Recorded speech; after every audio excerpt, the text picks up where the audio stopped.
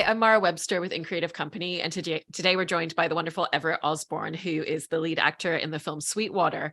And in starting to talk about Sweetwater and Nat Clifton, who was one of the first Black NBA players in the system, I wanted to ask a little bit about what your research process was like once you were cast in this film, because there's obviously a huge weight and responsibility that comes with portraying someone real. And what were the aspects to you that were really important to capture and get right that really reflected who he was as a person, and where did you feel like you could also give yourself some space for artistic license in portraying him as well? Yeah, well, great question. As you know, one of the golden rules is to always tell the truth, right? So in this artistry, that's the first thing I hang my hat on. And it is a real human being that I knew nothing about. And having a basketball background, I didn't know who the first African-American to sign an NBA contract was. So just the process to answer your question was just doing research. I mean, when you actually have a tangible human being, there's some perks you can go hit Google up, read, do whatever you can just to actually research the character of the human being, to understand them a little bit more. And it just started there. So I found a couple of videos of him as he was older. I saw a couple snippets of him actually playing for the Knicks and the Harlem Globetrotters. And I maybe see a 3 or 4 second clip, pause that, just to get an understanding of his human behavior, how he responded to certain moments, how he interacted with his teammates, and just use that as like a tunnel to kind of dissect and deep dive. And you're mentioning there that some of that was how he interacted with his teammates. And there's various scenes in the movie where we get to see him when he's in the Harlem Globetrotters and how he interacts with that team, and then how he steps into the Knicks for the first time, being the newest player in the room. And so when you were studying those particular moments, what did you really take from his interactions with his teammates that you wanted to bring into the movie? I mean, he was so about the other. He's so about the we. He's a true leader, a true humanitarian, a server. I mean, he served in the army, right? So he fought for freedom. He fought for justice. He fought for all human rights. And you see that in him clearly, that he didn't care about the color of your skin. I mean, once you go to war, it equalizes you. Once you see someone of opposite color, then you bleed and you have to fight and pick that person up for a deeper value than what's extrinsic. It takes you to a different place as a human being. It opens up the love. So the love he had for people and justice for everyone. And it was something I want to pour into this. And it's also seeing how he cared about being able to maximize potential. It's almost like he had an understanding that even though the culture and life didn't really show examples that there was a deeper meaning or a deeper, path for you, he always felt like there was purpose beyond what was displayed. And he also inspired others to push towards that purpose and look deeper than what the world is trying to give you, right? There's something deeper inside of us that all of us have to offer. And that's something I wanted to bring, and something I saw that was in his heart and his mind and spirit. And I think it's something that's lived on and has influenced the game even till this day. So. And with the fact that you're coming into this role, having played basketball professionally yourself and really understanding the sport, but also looking at it in terms of how the sport has grown and evolved over the last few decades, what were some of the specifics that came into looking at how the game was at the time that you're portraying it in the movie against the way the game is now and has been for you as a player? I mean, well, that's the tricky thing, right? I mean, you feel like you play basketball, so hey, someone else is playing basketball. It's easy. Let me play. I'm being a basketball player. I can do this. But one of the first things is, I mean, as the actor, it starts with stillness, right? I have to start in a place of stillness so I don't bring over any tendencies. And I can really absorb and step into a world that's not my own. Even if it's a game that I've loved and I've cherished and put a lot of time in, I have to still surrender that aspect and knowledge of whatever I thought to step into a whole new world. And that was very fun for me. Obviously, just the innate fire for the game and passion to just play and have fun was something I was easily able to translate, right? But the nature, how they walked, how they moved, the shoes they played in, how they dribbled, how they passed, the meaning of the game. The NBA today, where players are getting paid over $100 million, is not the NBA back then when they're barely making money and the league was barely even had a reputable reputation. It wasn't the MLB. No one really cared about the NBA. I mean, the Harlem Globetrotters had to play the game first because the world knew about them. And then the NBA would take their fans, keep them there, and then play right after them just so they can have some fans in that same arena, right? So it was a different style of game. So the game was being played not so much for publicity. It was more intrinsic, right? It was actually for, this is our moment as African Americans, right? This is our moment to show that we're equal. This is our moment of truth to be neck and neck with the best players in the world and still bring value to this country.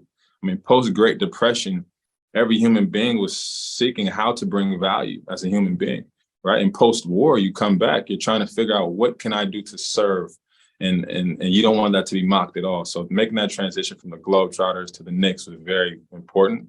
And me just seeing that and understanding the meaning of the game and the importance of it, it was bigger than what it is now, way more. I mean, the value was bigger than money. So that was one of the main things too that I was able to relate to, notice the difference in, and just step into that world. That's so fascinating. And even just, within the film, there's threads and there's elements in the story that speak to Sweetwater having his own personal style in playing as well. And even there's a flashback scene in the script about, him kind of being told, no, you need to play like everybody else. And so that's one of the ongoing threads is it's not even just about the style of the game. It's also about his specific style as a player. And so when you were looking at some of that video footage that you were mentioning before, what were some of the specifics of what you really saw in his specific style, what it was that he was bringing into the game that was so unique? Yeah, I mean, I'm just got a smile on my face just thinking about it. I mean, to go through an extent of oppression during that time period, but still put on shorts and a jersey that was red, white, and blue, right? And have so much elegance and style and flair. I mean, developing the finger roll, his ability, alley-oop. I mean, there's footage of people never seen him throwing the ball off the backboard and dunking it. I mean, the athleticism and the style, the passing. I mean, just seeing how he moved gracefully on the court, despite going through things that weren't so graceful in his actual life.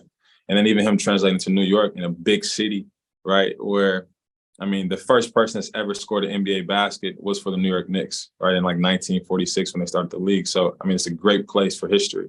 And to see him step over there and then lead and inspire other people to teach them how to play the same way. And honestly, it was less about him teaching them. I mean, we're all human beings, right? I mean, human nature is interdependent. We all need each other, right? One of the biggest human acts is to inspire. So just by having one person reach their full potential, someone else may get inspired by that and want to do the same. So just by him playing with the finger roll, with the gracefulness, with the fluid motion, that inspired his other teammates to do the same.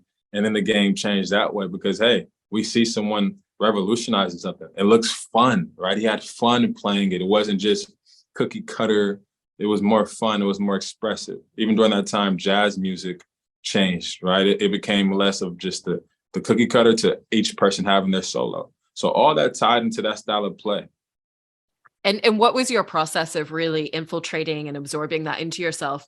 Did you have a lot of time to spend in pre-production to really kind of just be on the court and to kind of like be using the ball and shooting and trying to really just absorb his particular style? Or did you kind of step straight into scenes and really just find it and feel it? I mean, I think I had like 2 weeks to prepare for the film. So a lot of this is discovery, right? You find some facts, you find some keys of the essence of the human being, the truth of what's going on in the environment, and you sink in, and then you discover that as you go. You have a great team around you, great director, great team, cinematographers, and Martin Gigi, right? And then we also had Massimo. I mean, a great team to help find that space. But truly for me, it was just hanging my hat on a couple things that I knew for him and just sitting with it. I go back to stillness, right? Not trying to infiltrate my own preconceived notions, just sitting with a behavior, even if it's one small behavior. And from that, you find so much. I mean, the universal stems from the specific, right? So just by that was part of this insight on my process a little bit of how I discovered and found a lot of nuances and truths to Sweetwater. And then you got to think, I mean, no one really saw him as a human being around 26, 27, 28 years old. You can look up footage and see him talking it when he's like later in his 50s, 60s, right? So there was some creative liberty that I had, but I also had to be specific with it. So I used some facts, I used some movements, and then I also took the creative liberty and found some nice things in it. Right, because it's interesting with what you're saying about a lot of the footage of him talking being from later years when he wasn't playing. And so how would you kind of look at the way that he talked and the way that he moved and think about, well, if this is how he's talking and moving a few decades after this time period, what do I think he would have talked and moved like at that particular time? Because you're playing him at a younger age than most of the footage that was available. Yeah, very, very great point. I mean, the beautiful thing about Nathaniel Sweetwater Clifton is that when he talked in these older videos that I saw of him driving in the cab, he did reminisce about that time period. And through the language, you can kind of find where his frame of thought was or how he felt about certain things. And then that kind of gave me some insight about, I mean, even knowing that he wanted to drive the cab. He started driving the cab while he was playing professional basketball. I mean, he was only playing 4.5 months out the year. So the other 7.5 months, he's driving a cab. And his reason for that was it was freedom. He was able to hop in the cab, have his arm out the window, drive, pick up another human being, interact with someone, right? Go to different cities. So it just shows you the mentality of this person during that time. To even why did they choose that job during that time of their life, right? So a lot of different things can inform you if you pay attention. I mean, we're all, I don't want to say we're the same human beings, but we do grow and change, but we do have a similar essence to us. If you focus on that, you'll find some truth. And you were mentioning before Martin Guigui, who's the director of this film, and especially with what you were saying about only having a couple weeks of preparation, what was the dynamic and collaboration that developed between the two of you? Because obviously, when there's not very much time, you have to be able to be so in sync and really share the same creative vision for who this character is going to be on screen and dive into filming scenes incredibly quickly. Oh, Martin is an all-star. He's a rock star, all-star, all of the above. I mean, he's been working on the script for 26 years. Him, I mean, his beautiful wife, Dahlia Guigui, I mean, they've been working on this. He's done research. He's went to the NBA vault, right, and found all this information, picked up yellow pages before Google was a thing and cold called Earl Lloyd and all these people. So because he had that passion and that love and that drive beyond the physical, for this human being, for this truth of the game of basketball and world history, because he already had that, I was able to connect with that from a spiritual level. It was like we almost had like a soulful connection just for the love of the game and the love of human nature, just that as a whole. As Martin had that, and he brought that calmness and peace and truth aspect from the beginning. I mean, I never forget, I went to Warner Brothers. I did the first audition at my house, right? From the little Zoom, the self-tape in. Then I get a call 2 weeks later, hey, come up to Warner Brothers. So then when I did it at Warner in front of him, I mean, I think he hit me up on Facebook the same day, like, hey, you booked it, right? But that just shows who he is. He wanted to just have that connection. He had to find me on Facebook. I'm rarely on Facebook. And he just had to find me and let me know, right? That's just who he is the director, wanting that personal connection, a beautiful heart, beautiful human being. So when you have someone moving in love, I mean, it's limitless. I mean, of course, structurally, you want to get everything right as far as the film, but the work was done before. We connected from a real way. We understood thematically what we wanted to do, what the film was about. And we just went in with love and we figured it out along the way. That's so wonderful. And also going back to something you were touching upon a little bit before about that idea of stillness as an actor, there's certain scenes in the film where he's not able to vocalize what he's feeling. You know, if you take the scene where the team have pulled up at a gas station and he's the one out there about to fill up the gas pump, and the guy who owns the place pulls a gun on him and he can't verbally retaliate because of the situation that he's in. And there's a lot of those instances within the film where it very much relies on the internalized aspects of your character really holding so much inside. And so what was the dynamic for you in going into a lot of those scenes where it was much more about the internalized aspect and the stillness that you were mentioning before? Yeah, I mean, like you said, there was very much so a subtextual journey to this, right? I mean, during this time, you can't just speak back all the time, even though Sweetwater did have moments where he fought back, right? In those moments that you mentioned, you have to have a level of stillness. You have to be grounded in an aspect of yourself that's beyond the physical, right? Beyond the typical disrespect that you may feel as a human being. You have to look beyond that for the greater good. So I think that was the biggest thing. Like, just to bring it back, I told you Sweetwater was about the we. So even if he had to suffer, even if he had to endure just a moment of oppression, right? For a lifespan of freedom for the other. That's what he would do. He did that in that moment. He did that for us to this day, right? I mean, the game of basketball is being played. It's inspired billions of people across all countries from a human being like Sweetwater, from him, right? He took that hit so other people didn't have to. And so that's something that grounded me in those moments and just living in it. Honestly, I can't really speak on it from the outside looking in when you're living in it. But the truth is, that's the essence of the human being. Someone that's about the we, they'll endure to the end for the greater good. And when you're playing the scene in the film as well, where he finds out from his coach Abe that he has been drafted and his contract's been bought out on the Harlem Globetrotters and that he has been drafted into the Knicks, you know, he's on the bus with all of his teammates, and it feels like a moment of achievement, accomplishment, excitement, but also it is also a moment of leaving behind his teammates and people that he has a really close bond with, which also you feel in that scene, in that moment as well. And so for you, what were those myriad of emotions that felt important to capture in a scene like that, where it's a jubilation, but there's also something that he's leaving behind to pursue what he wants? Well, I mean, you hit on the head. There is a myriad of emotions, right?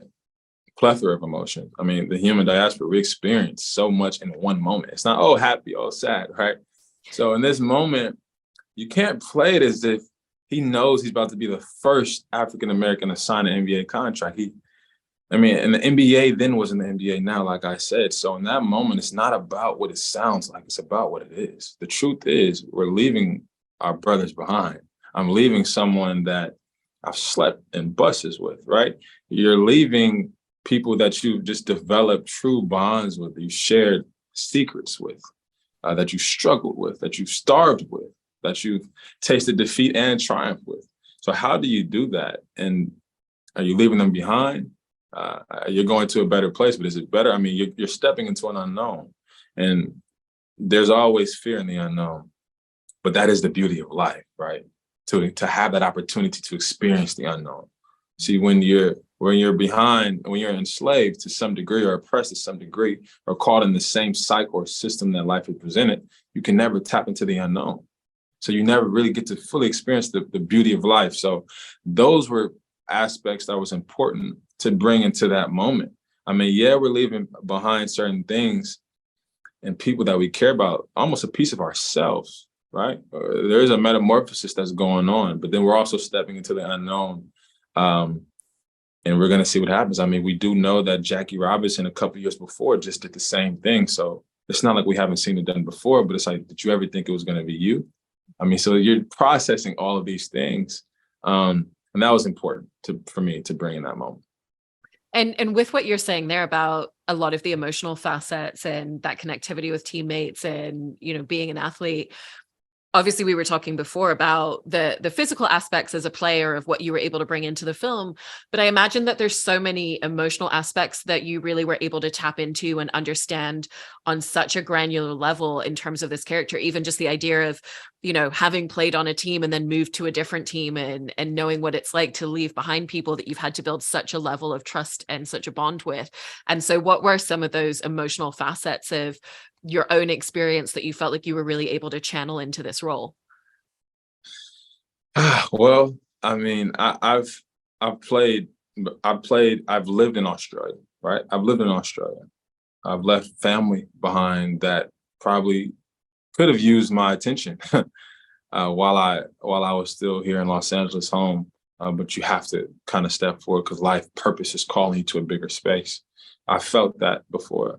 In my own life, I've had to leave things that I've loved behind, right? I've had to, even from playing professional basketball and COVID hit, right? I was forced out of Australia, forced to come home to Los Angeles. And it's okay, what do we do now, right? I mean, I've been acting since the age of 4, but I've also been pursuing basketball. So that was my main focus. But once COVID hit and I could no longer play basketball, a part of myself I felt like was left behind. I didn't know what to do. And I was shut out from the game that I've loved.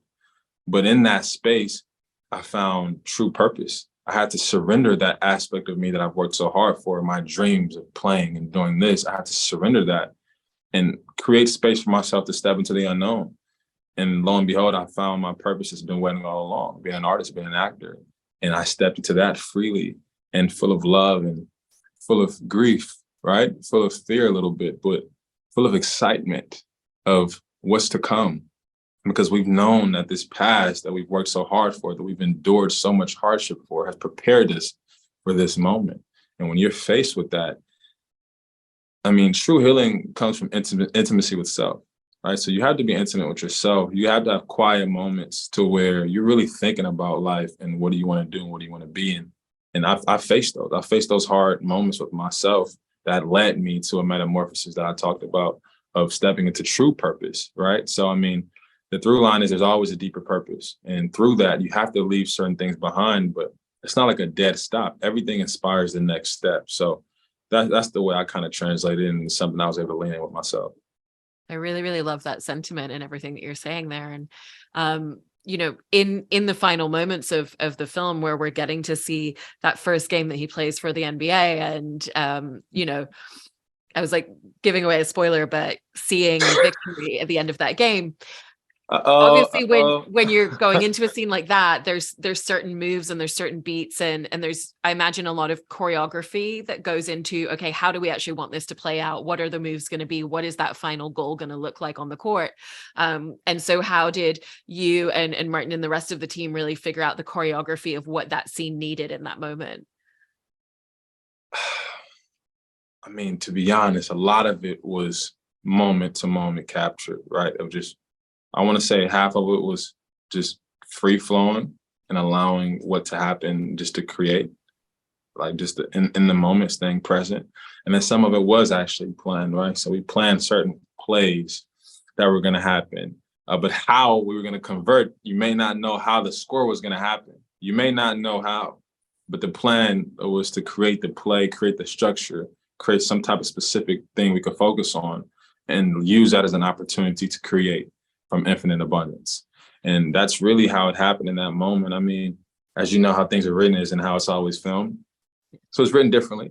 But once you're in that moment, you have to stay present. And we found a lot of key magical moments. I mean, there's a lot of magic in that film that you can't even make up. I mean, certain baskets, certain moments with people, it was just magic that happened on the court, off the court, through interactions. I mean, there was a lot of magic that happened. And when you notice there's special moments like that in history, just kind of in front of you, you kind of have to give space for it. That's so great. And, you know, since making this film, I believe it was the first time that you're leading a feature film in this sort of scope. And so what are the elements of that you feel you really want to carry through from this experience onto the next projects that you move forward and do as an actor? Yeah, well, there's responsibility. I mean, leading a film sounds good, right? It sounds cool. But the truth is, as in any position in this industry, in this artistry, there's a responsibility. I mean, film is forever. Every aspect of this is important. I mean, from the number one on the call sheet to the number 100, everybody plays a role. And understanding that, just because in leading the film, still cleaning up, picking up trash, still being a human being and helping the greater good, I think that's what it's about. I mean, bringing it back to Sweetwater, just having the heart to serve, right? True leadership is of service. It starts there first. So, I mean, that's something I want to continually bring to every project, every film, every set, every meeting, every moment, just that awareness of the other and seeing yourself in the other. And I think that's just something that I learned from that moment. We had a great cast. Carrie Ellis, Kevin Pollard, right? Jeremy Piven, Richard Dreyfuss. And each one of these guys that I'm mentioning was so much about the other. I mean, and it all stemmed from Martine Gigi. I mean, it was a total effort. Martine Gigi, me, I mean, we all came in with that love and about the other person. And that just trickled down to everyone. So that's something that I always cherish. I mean, we're doing a beautiful thing. I mean, we're human beings working on human behavior, telling stories for humanity. So how can you not keep the humanity in this, right? So that's the biggest thing for me to hang my hat on. It's so wonderful to hear that and all these details that went into making the film. So congratulations on everything. And thank you so much, Everett. It's been really wonderful to hear all of this today. So thanks. All right. Thank you so much. It's been a pleasure. Thank you.